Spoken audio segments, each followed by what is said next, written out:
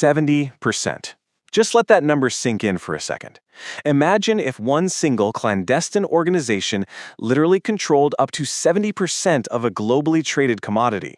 And we aren't talking about oil or wheat or electronics here.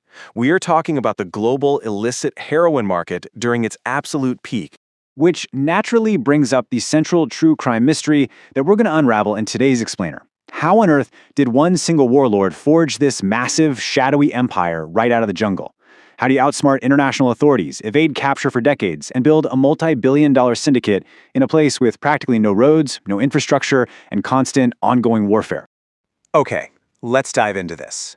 Today, we're unpacking the heavily guarded, declassified files of a man the world knew as the Opium King. But the United States Drug Enforcement Administration, well, they had a very different name for him.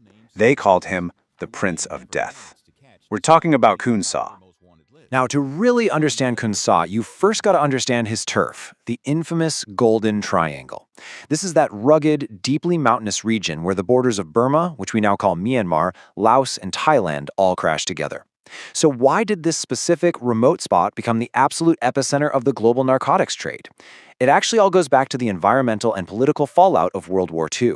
See, after the Allies liberated these nations from Japanese occupation back in 1945, there was massive political instability. Central governance pretty much collapsed, creating a massive power vacuum. It was, honestly, the perfect lawless frontier for an illicit economy to not just survive, but absolutely explode. Section 1. The Prince of Death. Rise of a Warlord. So out of this totally volatile frontier emerges our main guy, Khun Sa. Born in the Shan state of Myanmar, he steadily rose through the ranks of local militias until he was commanding his very own, heavily armed private military force. This was the Shan United Army, and under his command it basically became a nation unto itself. But here's the thing that made Khun Sa so dangerously effective. It wasn't just his firepower. It was his brilliant, albeit super cynical, PR strategy. He insisted to the world that his sprawling narcotics operation was really just a tax required to fund a legitimate liberation fight for the independence of the Shan people against the Burmese government. By wrapping this ruthless, multi-billion-dollar underworld syndicate in the righteous flag of an ethnic freedom movement, he locked in fierce loyalty from both his troops and the local population. Section 2. The Mechanics of a Ghost. SUA Logistics. You see, managing an operation that supplies 70% of the world's heroin requires way more than just local loyalty. It requires mind-boggling logistics. Operating almost like a ghost, Khun Sa built this complex web of protection rackets, systematically paying off border officials, police, and military brass across 3 different sovereign nations. So the crucial point is how they actually processed and moved the product. It was a highly organized 3-step industrial pipeline. Step 1, cultivate the raw opium up in the Burmese highlands. Step 2 is really where the magic happened. They refined that raw opium into high-grade number 4 heroin. This chemical process literally reduced the physical volume of the drug by a factor of 10, a total game changer for smuggling. And finally, step 3, transport that highly concentrated product using pack animals through the dense jungle right over the Thai border for global distribution. When you look at the declassified archival images from this era, the gritty reality of Khun Sa's supply chain really hits you. We aren't talking about Miami Vice-style speedboats or private jets here. We're talking about a slow, arduous line of pack animals carrying immensely valuable cargo through an absolutely unforgiving jungle environment. That is exactly how the SUA moved commercial quantities of narcotics right under the noses of neighboring governments. Section 3. Visualizing a global threat. Make no mistake, the Shan United Army was not just some regional gang shaking down local farmers. They had evolved into an unprecedented global threat. As the Vietnam War was winding down, the U.S. military realized they were facing a massive crisis. An estimated 10 to 15% of U.S. troops in Southeast Asia had developed an addiction to heroin sourced directly from the Golden Triangle. And unfortunately, that epidemic quickly crossed the ocean with staggering results. And this brilliantly illustrates exactly what happened. In 1977, heroin traced back to Southeast Asia made up just 9% of all DEA seizures in the U.S. But by 1991, that number had exploded to 58%. Think about that. More than half of the heroin flooding American streets bore the unmistakable signature of Khun Sa's jungle laboratories. Section 4. No Mercy. Operation Tiger Trap. By this point, the US government simply couldn't treat this as a distant regional issue anymore. They needed a massive counterstrike to dismantle this seemingly untouchable empire once and for all. Now, the road to what became known as Operation Tiger Trap was literally decades in the making. The intelligence gathering actually kicked off way back in the early 1970s when the NSA started intercepting Chinese language communications tied to the Burmese drug trade. That finally gave them a peek into this shadowy world. Decades of painstaking intelligence work eventually led to June 1994 when the DEA and Thai authorities officially mapped out their move in Bangkok. And then, finally, on November 27, 1994, the trap was sprung. It was a highly coordinated, kinetic takedown. Royal Thai Police, military special forces, and DEA agents worked together to lure key targets out of Burma and into Thailand, where they were promptly ambushed and arrested.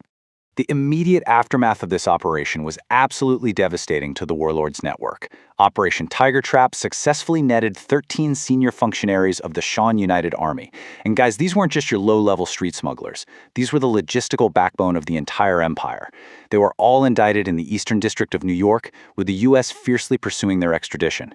It was a really complex web of targets, too. A mix of illegal aliens operating in Thailand, individuals using totally fraudulent identities, and even authentic Thai citizens who had been corrupted by the syndicate over the years. Now, what's really interesting about this slide is the sheer scale of the disruption it represents. We're looking at massive commercial-scale heroin seizures linked directly to the dismantling of Khun Sa's network. By taking out his top lieutenants and simultaneously having the Thai military slam the border shut to his commercial shipments, Operation Tiger Trap effectively choked off the lifeblood of the Shan United Army. Almost overnight, they could no longer move their product to the global market. Section 5. The final secret: surrender and legacy. So facing this immense, suffocating pressure from Operation Tiger Trap on the outside and suddenly dealing with violent internal revolts from his own militia on the inside, the warlord was finally cornered. In 1996, the Prince of Death did the absolute unthinkable. He formally surrendered to the Myanmar authorities. But if you're sitting there expecting a story about a kingpin rotting away in a maximum security federal prison, you might want to brace yourself for a heavy dose of dark irony. Despite having a massive $2 million bounty on his head from the U.S. government, Khun Sa was never extradited. No way. Instead, the Myanmar government actually shielded him. He lived out his final days not in a cult cell, but as a wealthy, well-protected business tycoon in a luxurious villa in Yangon. He literally rubbed shoulders with the very high society he had spent decades corrupting, until his peaceful death in 2007. It is a really sobering reminder that, on the geopolitical chessboard, sometimes crime absolutely does pay. However, the story doesn't just neatly end with Khun Sa's quiet retirement. His exit left a massive, chaotic power vacuum in the Golden Triangle. And as we know, nature abhors a vacuum. From the ashes of his army rose a new ultra-violent breed of syndicate leaders. One of the most infamous was a man named Narcopedia. He was actually a former mid-level aide in Khun Sa's army. Narcopedia formed his own heavily armed splinter militia and eventually pivoted from just smuggling drugs to outright piracy and extortion along the Mekong River. He essentially rebranded himself, becoming notoriously feared across the region as the ruthless Mekong pirate. Which leaves us with a pretty chilling final thought to ponder today. We spend millions of dollars and literally decades of intense intelligence work to cut the head off the snake. But when a kingpin of Khun Sa's magnitude finally falls, who fills the void? The dark reality of this explainer is that dismantling one massive, organized underworld empire often just paves the way for a more brutal, chaotic, and totally unpredictable syndicate to step right into the shadows. Definitely something to think about the next time you hear about a major cartel takedown on the news. Thanks so much for joining me on this deep dive, and as always, keep questioning